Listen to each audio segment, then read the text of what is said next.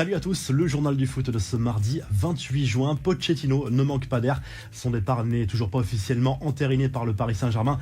À quelques jours de la reprise de l'entraînement, ce sera lundi pour les champions de France. La faute, visiblement, au coach argentin un peu trop gourmand selon l'équipe. En plus des 15 millions d'euros promis pour son licenciement, lui et son staff réclameraient les primes 2022-2023 qui auraient dû être versées la saison prochaine. Pour le moment, cela bloque complètement les discussions avec le Paris Saint-Germain qui refuse d'accéder à cette requête. Un indice de taille a été lâché pour son successeur au Paris Saint-Germain. A priori, ce sera bien Christophe Galtier, indice lâché par le président niçois lors de la présentation officielle de Lucien Favre qui succède donc à Christophe Galtier sur le banc de l'OGC Nice. Il a souhaité bonne chance pour la saison prochaine à Christophe Galtier. C'est un défi colossal, une formidable opportunité qui se présente à lui, a lâché le président niçois sans citer le nom du Paris Saint-Germain, mais tout le monde l'a compris.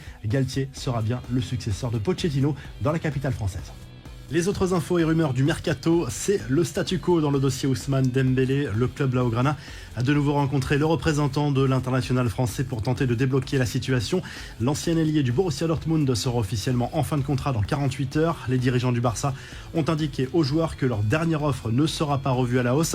La balle est donc dans le camp de Dembélé après ce dernier coup de pression. Le Real Madrid a déjà une cible pour 2023. Selon AS, le club merengue voudrait faire venir Jude Bellingham afin de construire petit à petit son futur milieu de terrain avec Tchouaméni et Camavinga amené à succéder au trio Modric, Kroos, Casemiro.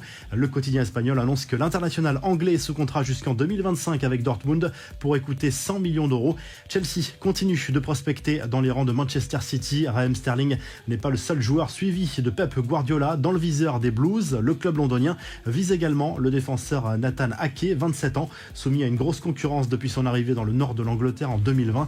Un retour au pays pour Fernandinho à 37 ans. Le milieu défensif rejoint l'Atlético Paranense, le club de ses débuts. Le Brésilien était en fin de contrat après 9 saisons à City.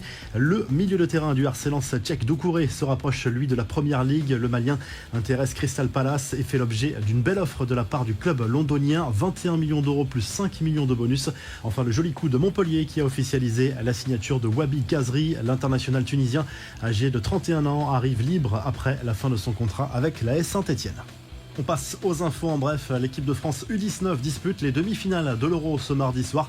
Après une phase de poule parfaite et 3 victoires impressionnantes en termes de maîtrise, place aux choses sérieuses. Les mini-bleus défient Israël pour une place en finale. Coup d'envoi à 20h sur la chaîne L'équipe. Enfin, ces images sympas de Lionel Messi en pleine baignade pendant ses vacances à Ibiza. La star du PSG a été interpellé par une fan qui lui a demandé de dire un petit mot pour ses 4 enfants. L'Argentin s'est gentiment exécuté avec le sourire en citant le prénom de chacun d'entre eux. Je vous envoie un gros bisou, j'espère que vous allez bien. Je vous souhaite le meilleur, à lâcher la star du PSG.